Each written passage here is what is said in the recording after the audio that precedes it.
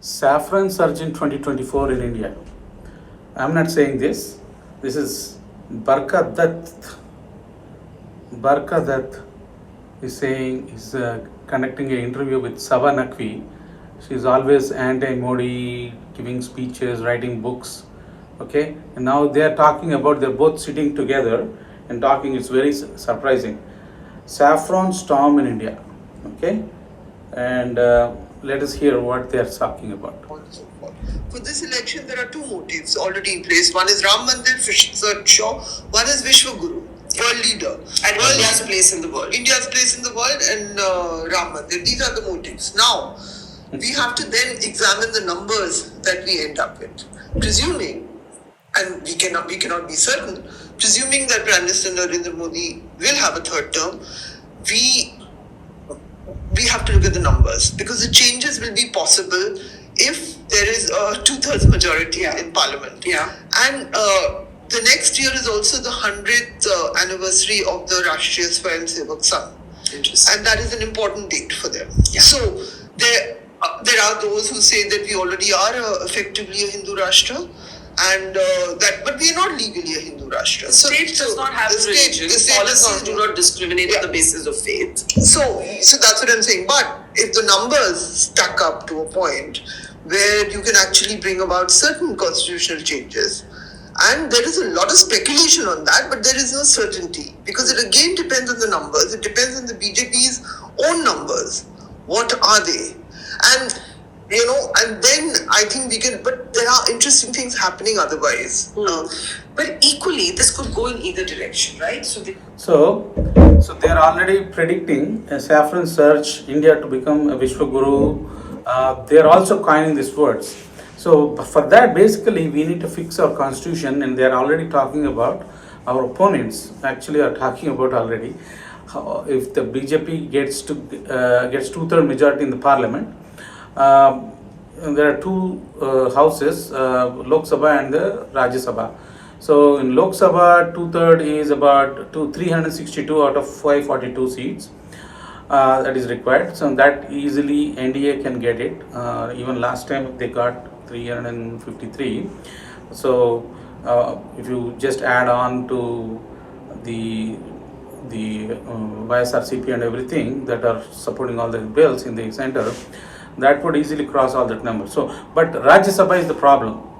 So, Rajya Sabha, we have about 240 working members, and out of that, they need about 160 seats for 2/3 majority in Rajya Sabha. So, BJP on their own, they have about 97, and NDA partners plus appointed members, there are 23. So, that comes down to 120. So YSRCP, BJD, ADMK, TRS, BSP, if you add all of them, presuming that they all support certain bills, it might be highly unlikely if they are very controversial, or if they are giving rights to Hindus. We don't know how many of these secular parties will support Hindus, because they are all basically founded on suppressing Hindu rights and extracting taxes from Hindus and giving it to the minorities, right? Using our temples and everything.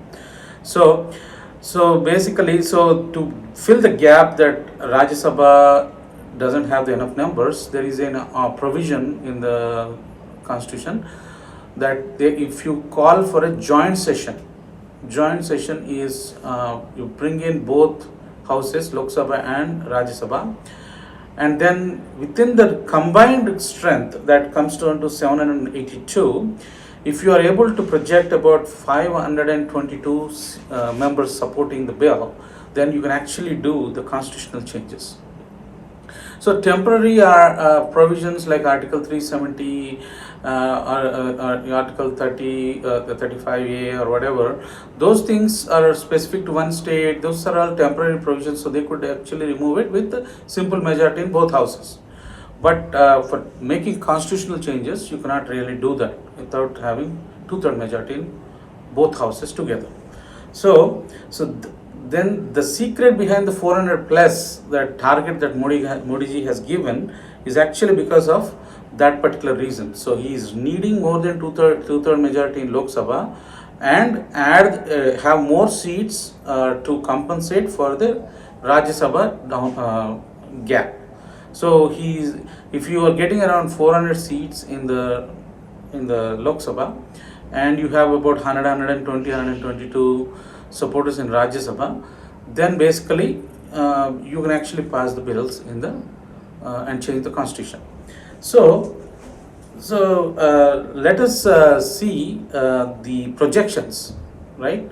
And for the 2024, I've created a spreadsheet. I will display the spreadsheet, and then we'll discuss in each state how many seats we're getting. Okay. So this is the Lok Sabha and Rajya Sabha positions. Okay. So Lok Sabha 542. Out of this, 2/3 majority, 362 we need to get. Rajya Sabha out of 240, we need to get about 160. If you club them together, if you have about 522 out of 782 seats in a joint session, technically they can pass the constitutional amendments. So this is the Rajya Sabha current situation, right? After the new Rajya Sabha member elections, BJP is having about 97. NDA partners plus appointed Rajya Sabha members are 23. So total it's coming down to 120. YSRCP is having about 11 seats. BJD has about 9. So if they both support, then we get up to 140. So 140. So if other people support, we can actually at the max get about 149. If both ADMK, TRS, BSP, all of them support, we can get a 149, but we are still not there we need about 160 plus in Rajya Sabha. So to fill this gap, the Modi ji has put 400 plus in the Lok Sabha, so that he can actually change the constitution in the third term. Okay, so I have created this spreadsheet. Okay, so this is the data this thing tab, where I have all the data for each state. For example, if you take Andaman Nicobar, it's Indian National Congress, 1 seat in 2099. I've given projection 2024, also 1 seat. So this spreadsheet has 2024 projections. Surya Media is giving you projections for 2024. We have done a lot of analysis not based on the real polls, but based upon the perception and the direction of the country. So in Andhra Pradesh, say for example, YSRCP last time got about 22. If BJP does not align, we are expecting that they will get around 15, so -7. That -7 will be picked up by the TDP. So this is with the assumption that BJP is not in alignment with TDP and JSP. Okay, like that. So if each state, I have each party how many they got in 2019, how many they are going to get, projected to get in 2014, 2024, and which alliance this each party belong to, NDA or India alliance. And there is one alliance called I've named it as NNDA, that is non-NDA partner, that is Telugu Desam, YSRCP, NRI Akali Dal, and these things, because there are potential they can become allies in the later stage. So this sheet has all the states and the parties and their projections. Okay, so I'm going to share this sheet in the description so that you can actually play with it. So if you look at by the party, okay, so this is the sheet. So if you look at these are all the parties. This is the 2019 that they got 303 by Bharatiya Janata Party. We are projecting Bharatiya Janata Party by themselves, they will get 353 up 50. And there are some parties that will lose, like major losers will be Trinamool Congress. We are projecting 12 seats that they are going to lose. Okay, and the Bahujan Samaj Party, they are going to get wiped out. They lose all 10 in the UP. And Biju Janata Dal in Orissa, they will get down to 8 because of the Safron Surge. The BJP will gain that seats. And Congress will be down 14. And this is the highest projection we can give, 38 for the Indian National Congress. and definitely it will be down from this number, but they will not get more than this. That is our prediction. Okay. So and then if you look at the Nationalistic Congress Party, they are going to get only 2. See, Samajwadi Party, they are going to lose. Shiromani Kalyan, they are going to lose 1 seat there. And here Telangana TRS in Telangana, they are going to lose 6. These 6 will be gained by the BJP. And YSRCP, whatever they lose, TDP will gain. So because they are in the non-NDA, we have not put much energy on that, because either one of them will definitely support in the Rajya Sabha. At the same time, we have not counted them as a NDA partners as of now. Okay. And Uddhav Sena, Shiv Sena in Maharashtra, last time they fought along with BJP, so they got 18 seats. This time, because they have been split, the party, two-third party became Shinde Shiv Sena, and Uddhav Shiv Sena will lose 15 seats to get only 3 seats. Okay. And then RLD with the UP has tied up with BJP, so they will win the 2 seats. We're projecting that, and of course TDP will take whatever YSRCP is going to lose in Telangana. And Shinde Shiv Sena, we are giving 12 seats, and the rest of the seats that Shiv Sena is losing, that BJP will gain. Okay, so these are the party projections for 2024. So 2019 versus 2024, and this is the difference column. And then by alliance, this tab has we are projecting NDA to get 398 seats.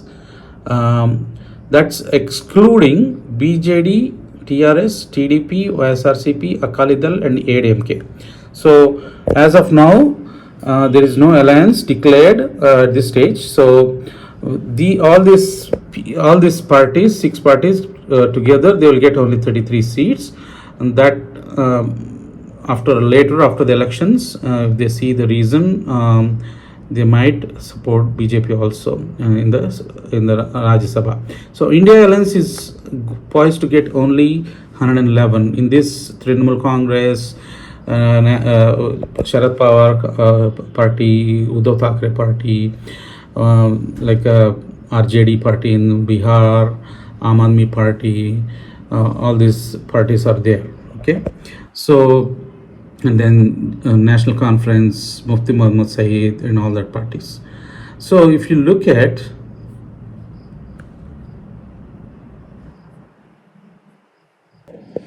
in the bi-party alliance, we are expecting that a possibility of a -5 for NDA in Maharashtra, because there is a question mark. We are not clear how much at the grassroots level these party alliances and the party workers have shifted their alliances. So there is a risk for the NDA to get -5 out of the 398. Okay, and in Tamil Nadu, if BJP aligns with the ADMK, they might get an additional 20 seats as part of the NDA.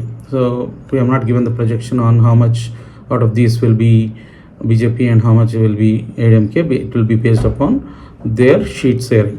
And in the Punjab, if they have an Akali Dal alliance, they might get additional 3 for the NDA. And in Andhra, if TDP alliance is materialized, they might get another 18 seats.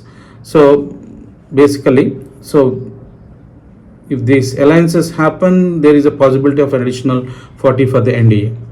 Okay, so in this tab, we have given by the state, India alliance versus NDA, non-NDA, and then this by state and party.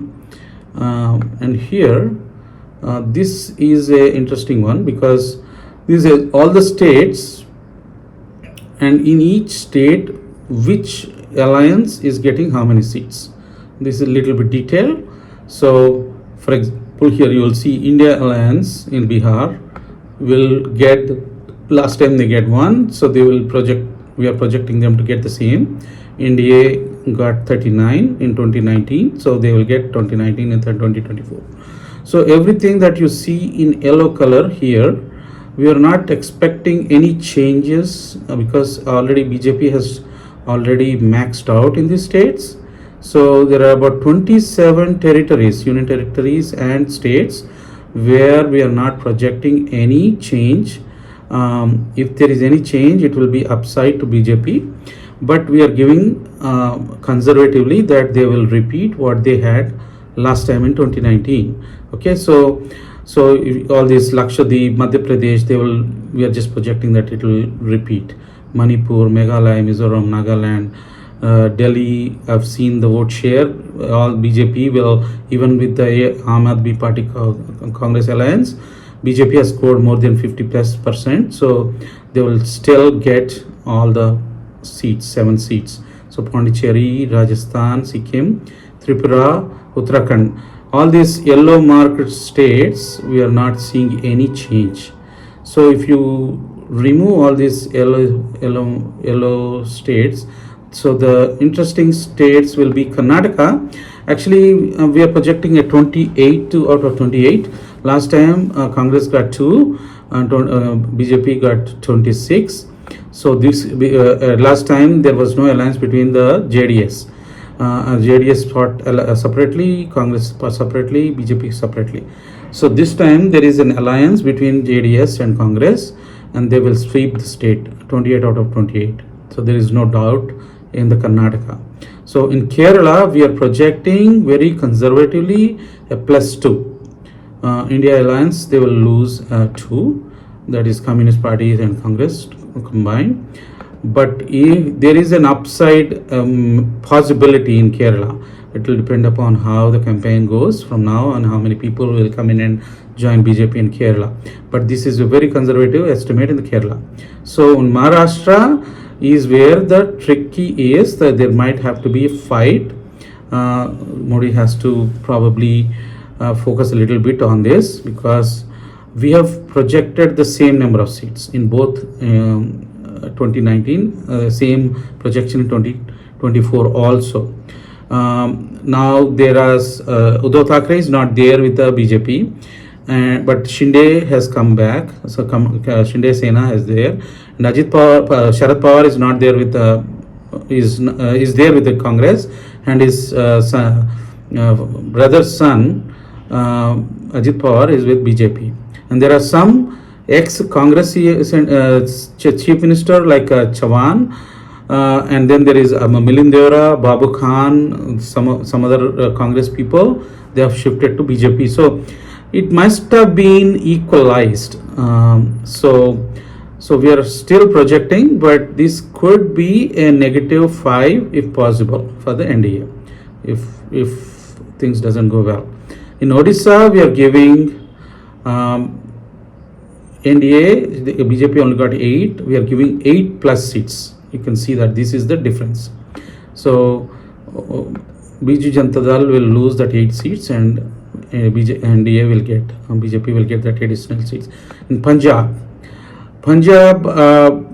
so we are not seeing, as of now, there is no alliance between the BJP and Akali Dal. So we are just giving 1 additional seat for BJP in without the alliance. Okay, so and then that 1 seat, Akali Dal is going to lose 1 of the seat, so BJP is going to gain that. So Aam Aadmi Party and Congress, they will poised to get 9 seats because of the lot of hatred that is being spewed against Modi in the Punjab. They are still not ready. Like in Andhra, Telugu Party has spewed so much venom against Modi ji last time. So Andhra is also the similar. So BJP might not win any seat in Andhra. They might not. They might increase some vote share, but they might not win any seat. Tamil Nadu is interesting. So very, very conservatively, I have given BJP only 4 seats. Very conservatively. Okay, but if AIDMK aligns with BJP, then they will really get a lot more seats. They might get 24 to 25 seats in Tamil Nadu, both of them together, or even higher than that. So currently, because the opposition vote being split by both BJP and BJP alliance and the Anna DMK, so we are not sure. So we are giving very conservative in Tamil Nadu. In Telangana, we are bullish. BJP will get about 6 more seats. So they will get 10 plus, definitely. Because there are 3 sitting MPs from the BRS have already joined BJP. So now, last time BJP has got 4. Now sitting BRS MLS 3 added. And then there are several stalwarts within BJP. So we are expecting minimum 10. So this will be 10 plus in Telangana. So in Uttar Pradesh, of course, they will actually surpass what they did in 2014. So BSP got 10 last time, so they will lose all of them, and it is very conservative. Actually, 76 for BJP might be the lower point. Actually, the Samajwadi Party, they might get actually less than 4 this time. But we are very conservative in giving that. So this estimate is very, very conservative for the current scenario. In the West Bengal, we are seeing a huge surge for the BJP. So we are looking at, last time they got 18, so they might get additional 14 seats in Bengal. So the battleground states are actually West Bengal, the Telangana, Tamil Nadu, Orissa, and Maharashtra, and Kerala. So there are 6 states that are actually, so here I have highlighted basically. So Kerala, Orissa, Tamil Nadu, Telangana, Maharashtra, and West Bengal. These highlighted orange rows, these 6 states, there will be a very, very, very fierce fight with the opposition. And these are the projected numbers for the 2024. Okay, so okay, so so we will discuss after this. We are going to discuss. Stay tuned. We are going to discuss what are all the changes that the people are expecting that the government will do in the next 3rd term. Okay. So we are going to see what are all the things that are expected by several experts that are giving talk shows from the Supreme Court, lawyers and the Rajya Sabha members like Ashwini Upadhyay and other experts. The problematic clauses and the articles in the constitution that are acting against the interest of Hindus in the country, and actually we are being treated like a 10th grade citizens in the country because of all the list of all the laws. 20 points I'm going to describe now. So Ashwini Upadhyay ji was saying that we have given 140 Aadhaar cards, we have given 51 crore bank accounts. Modi ji has built like 4 crore houses for the poor, 10 crore mudra loans. These are small loans for the small businesses. That's how he was trying to beat the employment problem in the country by enabling small businesses to access the cheap interest money from the banks without any collateral. So that way, the even person doesn't have anything but have interest in doing certain things. So with having certain skill, they are able to give more than 10 crore mudra loans, and that's how Modi ji has created employment in this country. That's how he has created.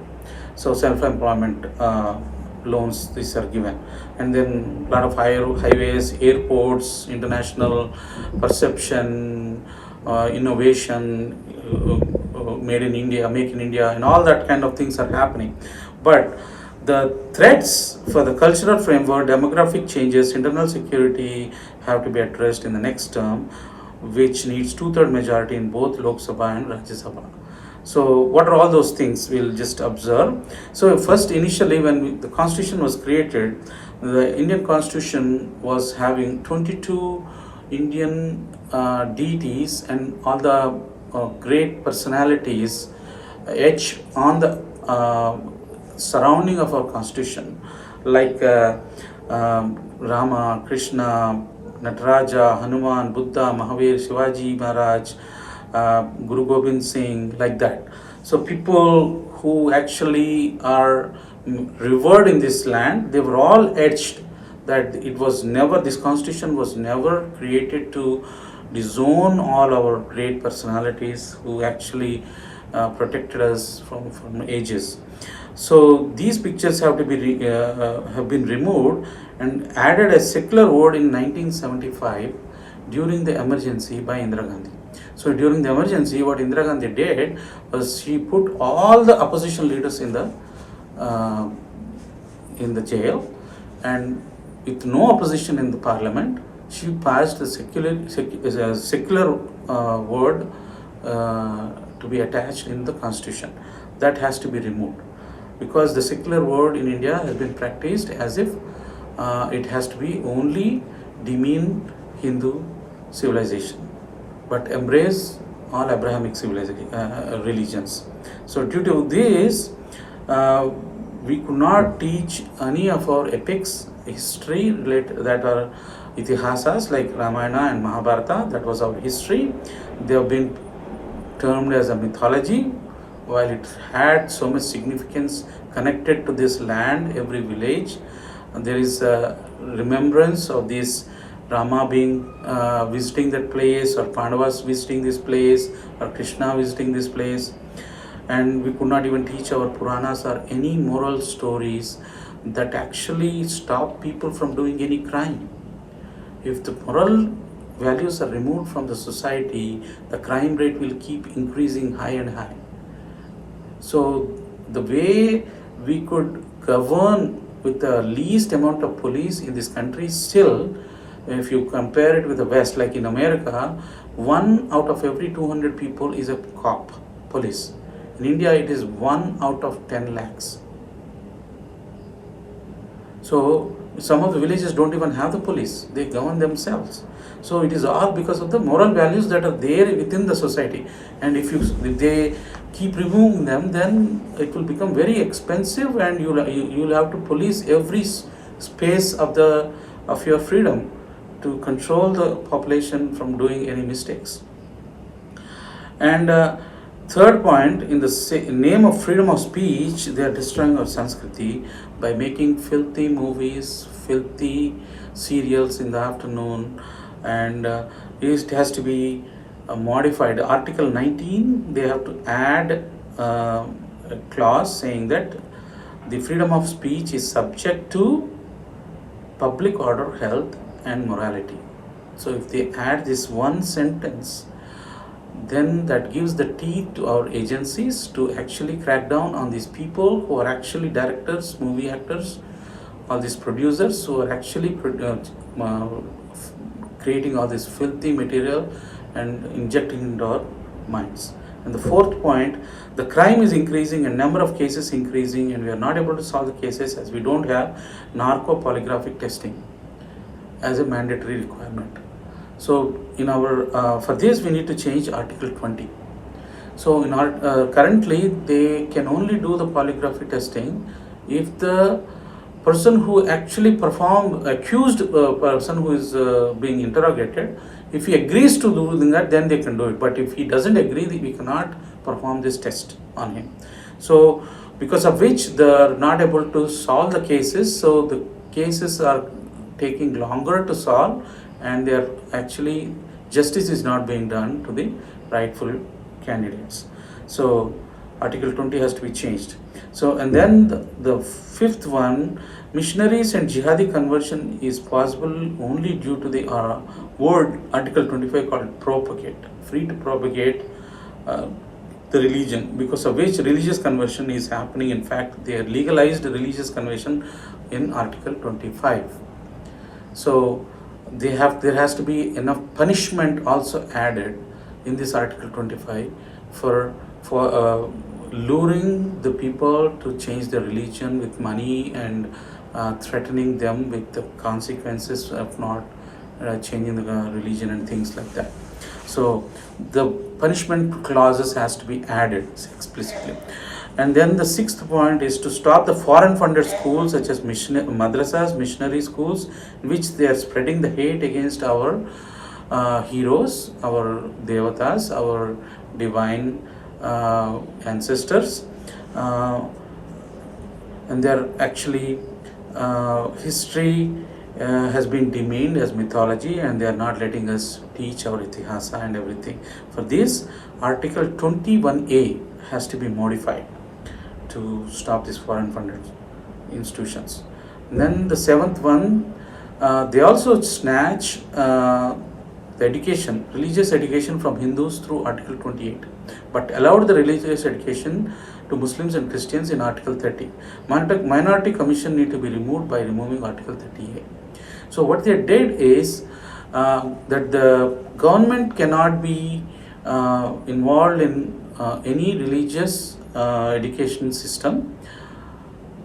That's the clause it was there. But after Patel has died, Nehruji has added the word except minorities. So now government can fund.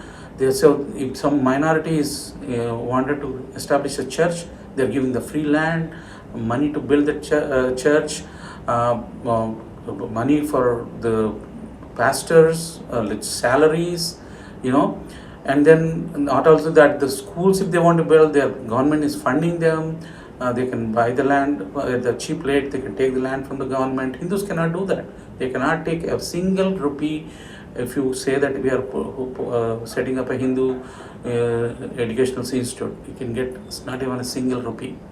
Some of the even Ramakrishna Mission, somebody put a case on them that how could you take land from the subsidized land from the government and put up your Ramakrishna Mission school. So they had to declare themselves as minorities, that they are not Hindus in the court. So on their charter, many of the institutions, some of the schools that are there, they are registering themselves as not Hindus. That's the only way they are able to teach the religious text, as in even Bhagavad Gita is considered religious text that they cannot teach. If you teach, that school will get unrecognized. But if you teach Bible, or that school will still have the recognition from the state boards. So Hindus are unable to produce. So Gurukulas, any Gurukula that are running, they are not recognized.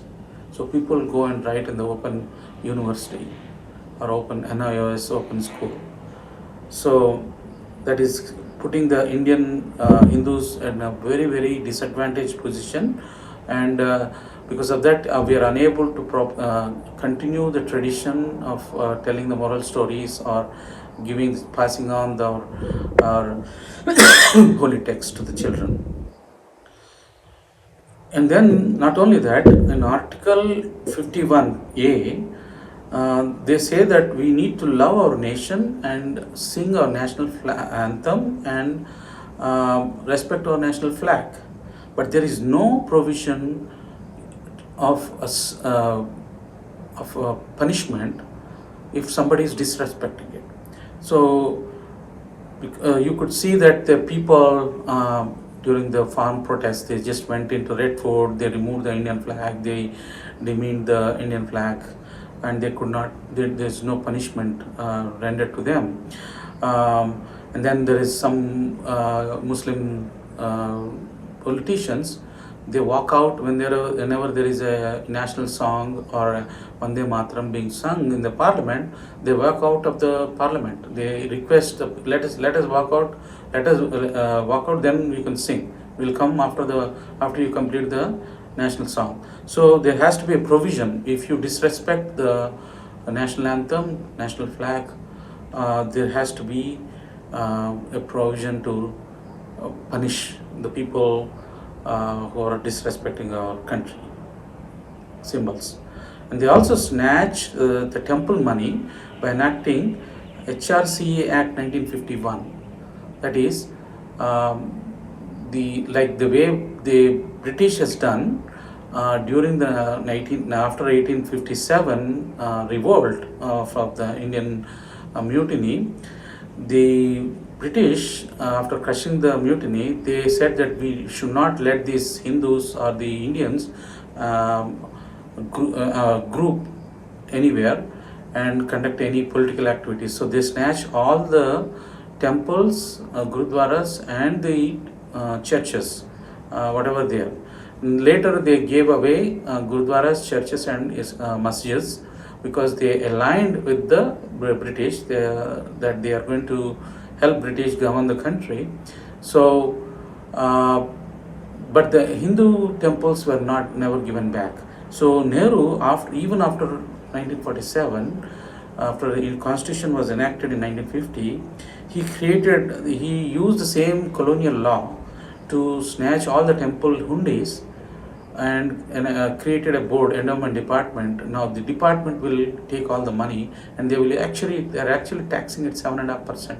So they're taxing the donations given by the Hindu devotees into the temple and then give this money as a donation to the Islamic and Christian minority institutions. So this is so much. So now Hindus, if they want to set up a Gurukulam or any institution, they don't have any funds, they don't have any means of collecting funds unless they declare themselves as a separate minority institution. And then there is one more, and the number 10 point. They destroyed Hindu families by divorce laws, dowry laws under the Hindu Code Bill, but didn't touch the Muslim personal laws, allowed them to have polygamy, multiple marriages, so that they can keep increasing their population. So there is no punishment, and they have, if they want to divorce, if the guy wants to divorce a lady, this wife, you can just say talak, talak, talak in 3 times. That they get divorced and they don't have to go through the court or anything. They can actually subjugate their wife and then force them to have many children. The women don't have much rights in the Islam. So that is how they are able to increase the population. And even women, Modi ji has removed the triple talaq, but that doesn't mean that the triple talaq is only removed that when the person utters in a one go. If the guy says triple talaq, talaq, talaq, that also they, even through WhatsApp or email, in the phone call, that divorce used to happen because they were governed by their own mullahs. He would go and say, I have given talaq, so that itself is nullification of the marriage. The woman doesn't get any property. She will be thrown out of the house. The children are the ownership of the father. Woman, even the minor children, the wife doesn't get. She doesn't get the compensation for getting the divorce or anything. So unless it is written in the nikah, in the contract, that's the contract. If it's not written, they don't have. Even court, Shabanu case in 1985, the court awarded just 100 rupees, and the Congress government came in and created a constitutional amendment that they don't have to even give that to the women. So that bad this Congress party has been to the women of Muslim women. And then there is a special marriage act in 1954, so the Muslim boys can easily marry with Hindu girls, and that act has to be studied. So, but this has been mentioned by the Supreme Court lawyer. And then there is a Congress didn't even stop here. In 1991, they brought Minority Commission Act, and then lot of minority. Ministry has to be there, and they have to be given scholarship, especially to the minority students, all that kind of stuff, special funding to that, using this one. And 1992, after the Babri Masjid was demolished, they enacted the Place of Worship Act that snatched away the right of Hindus whose 40,000 temples were actually demolished and constructed, mosques were constructed on top of it. There are several churches which were constructed on top of Hindu temples in Goa and that places. So all these things Hindus cannot claim except the Ram Janmabhoomi, which was already in the legal battle. So they just gave the exception to that. So this act has to be also be repealed. The Congress even did not stop here. In 1995, they gave right to Muslims to claim any land, snatch any Hindu land by Waqf Act, and made Muslims second biggest landowner of India. So I have heard like they were claiming that Hindu temple lands, even temples. They were even claiming, if you in Hyderabad, I could say that they were even claiming the Microsoft that was built on the land that was in the Microsoft office, Wipro office. They even claimed the L&T, the software technology park that was being built, that got delayed for 15 years. Now they are recently, a week ago, 10 days ago, I have heard they are now, Workforce Board is claiming the Shamshabad airport in Hyderabad. Now, if somebody claims that it belongs, this land belongs to Waqf Board, the only where you can go is actually you have to go to the Waqf Board and fight with the mullah. You cannot go to the regular court. So they have a parallel court system, and they will give a decree and give orders to the IAS officers to actually execute their order. So there is a parallel government given for Muslims alone. See, they have created a parallel nation within the nation, and they are superior. They can actually take away Hindu land. They can come to your house and they say this apartment belong to a Waqf Board, and you cannot go to the court, regular court. You have to go to the Waqf Board where mullah is sitting, and you have to fight your case over there. So I have heard several friends whose lands have been deadlocked after they purchase because they are at open. They just claimed it, and it's going in the court that here and there. They are not able to claim that land. So, it's a 16th point. In 2007, they declined the existence of Ram Setu affidavit in an affidavit in Supreme Court. And extreme point in anti-Hindu crusade was in 2009 when they declared Hinduism as a terrorist religion by coining the term saffron terrorism. Congress never used a word Islamic terrorism in the history, even though there were so many terrorists. All the terrorist activities in India are being done by the Islamic maniacs. They never used Islamic terrorism, but by creating fake cases against Pragya Thakur, fake cases against a sitting army general who was investigating the money laundering, the fake currency, all this Colonel Purohit and other Samjhauta Express, the two sadhus were falsely implicated and then they created a narrative that Hindus terrorism exists in the country and it's a very dangerous. And our Rahul Gandhi Papu was going abroad into America and giving lectures in Cambridge and other Harvard, saying that I'm worried about Hindu terrorism. So he's projecting Hindus becoming terrorists. So there is another article. Another part 12 tax in a tax act. Part 12, one more corruption, if they have to this thing. So let me say this, 17. To finish the corruption in Bharat, we need to implement one nation, one tax. For this, part 12 of the income tax rules need to be changed. So we have implemented GST, but one nation, one tax is still not there. Like for example, for petrol, petrol price is different in each state because state is using different tax rate in different states for fulfilling their their freebies or whatever social these things. So when there is a borderline, there is a lot of smuggling from one state to the other because you can easily move the things around and immediately gain some profit. So that corruption, if you have to stop, we have to change part 12 of the income tax rules. To get one nation, one tax rules. And in number 18, current IAS IPS system, that is a colonial system, need to be changed by modifying Article 312. Like for example, why it has to be changed? Example, we can take a recent example in Sandeshkal, in the Sandeshkali Khali in West Bengal, where this maniac was raping the women, doing child trafficking, taking the children out of the village and selling them to some smugglers, taking away the lands.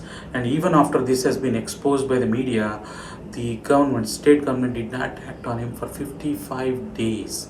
And the state police did not allow the observers to go there, central observers to go there, any party workers, opposition party workers to go there. They were stopping them. The police, state machinery was stopping. Even the human rights activists were not allowed to go there. Scheduled caste SCST commission was not allowed to go there. So when this kind of situation happened, the security currently is state subject only. So if the Article 312 is amended, that the security is also concurrent control with the state and center, then center can actually take control of that particular situation without imposing Article 356 and presidential rule by abolishing the government. So with a small, very quickly, without creating a presidential rule in the state, they can actually go in and take control of the situation. So, and then the 19th one is the one nation, one election. This is a long term Modi ji has been saying. And the 20th one, the last one, I would say, laws against Ayurveda in constitution enacted by Nehru in 1954. So the colonial laws, the British has created a law that Ayurveda cannot treat, diabetes or some cancer or certain diseases. There are 30-40 diseases that Ayurveda know how to cure those diseases. But since modern medicine did not, British medicines, they did not have the cure for them, they said that you cannot claim that you can actually cure. So they enacted a law during the colonial time, and Nehru actually used that law and reenacted it in 1954, that the Ayurveda doctors cannot claim, even though it is mentioned in Charaka Samhita, Shuchuta Samhita, and other texts, Vakpatiyam and everything. So now, 4 days ago, Supreme Court has been, the IMA, Indian Medical Association, the modern, Western Allopathic Medical Association, they went to the court that this Patanjali is claiming to be curing all this cholesterol, sugar, all these things with natural practices and the Ayurveda medicines, which is against the law, against the constitution. So because the British has said that, and it was enacted by the Nehru, continued by the Nehru, now our Ayurveda doctors in 21st century cannot practice our age-old health practices, treat our children and claim that they can actually treat these things. So they have given, Supreme Court has given a big warning to Ramdev Babaji this week only. See, look how much the constitution is anti-Hindu, anti-Bharat. These are just a very, very surface changes that people have noticed. There are several things. Like if you go to a court, they can only give judgment in English. The guy, there was one time they gave a judgment. Because the plaintiff doesn't know the English, so the judge gave the judgment in Telugu in Hyderabad. So immediately next day, Supreme Court Judge Chief Justice has rusticated him, saying that how dare you give a judgment in Telugu, in a local language. So how do you expect the major masses of the population that doesn't know the English, that they have to fight only in English? So does Japan use English? Does just Japan use English for their education? Does China use English for education? Does Korea use English for education and laws? Does South Korea use English for their education? All these small countries, are they not prosperous? Why should we be using English for our education first of all? And have all English should be the only thing that will give right for the Indian legal system to work? So there are several of these. So that's the reason why Modi ji is fighting for 400 plus. It looks like my analysis, my previous analysis within this video. I've uploaded this. I'm going to upload this word spreadsheet in the description. Everybody can download it. You can play it around with it as you keep getting keep getting closer to the this thing. You can actually change the numbers and play around with it. But I feel I have given you the conservative, very very conservative. NDA is getting 398 plus around 50 to 60 non-NDA partners who have potential to vote for changes in the constitution. If the alliances happen in 3 states like Tamil Nadu, Andhra and in Punjab with Akali Dal, then they within just the NDA can cross 440 seats very easily. So this is a very very conservative. This is a very lower estimate I have given. So please share this video and make every one of you in your family, friend circle watch this video, subscribe to this channel, and then please share the comment. I will be reading the comments, and if you give me any suggestions, I will implement them. So I've been doing a lot of Telugu videos, and this is my first English video because Telugu people, there is not much information which gives in this kind of area. All Telugu media is focused on local politics. They never give any nationalistic perspective. So I was doing more of my videos in Telugu, but from now on I will also do in Hindi and in English also. So Jai Hind. Please subscribe and spread this word. Make everybody watch this video, please. Thank you. This will be everybody who's watching, it is your responsibility to take this word to every Bharatiya, especially sleeping Hindus.